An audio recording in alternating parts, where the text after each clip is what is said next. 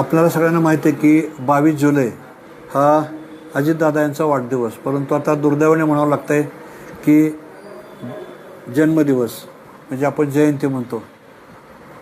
28 जानेवारीला दादांचं अपघाती निधन झाल्यानंतर फेब्रुवारीमध्येच मी साधारणपणे एक माझी इच्छा व्यक्त केली होती की नटराज नाट्यकला मंडळ ही संस्था आणि अजितदादा यांचं एक वेगळं नातं होतं आणि म्हणून दादांच्या स्मृती तशा पण सगळ्या बारामतीकरांच्या मनात कायम राहणार आहेत.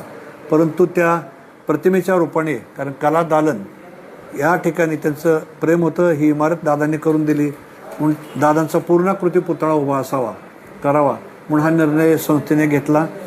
त्या संदर्भात 10 फुटी उंच ब्रॉन्झचा पुतळाचं लोकार्पण आपण 23 तारखेला करणार आहेत.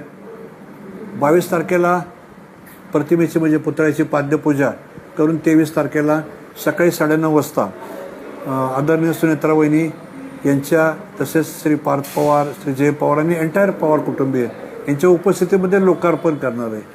हा काय कार्यक्रम नाही आहे.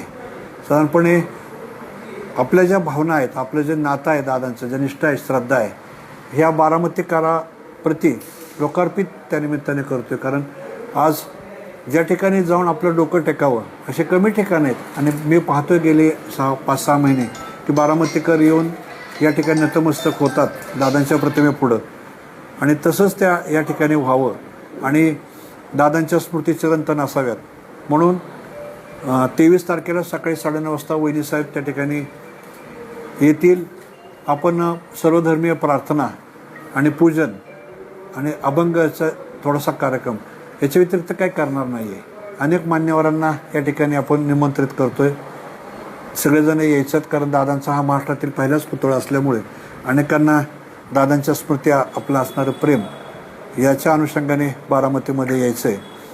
आणि मी आपल्या मीडियाच्या निमित्ताने पण विनंती करेन की सर्वांनी या प्रसंगी उपस्थित राहावं अशी साधारणपणे इच्छा आहे.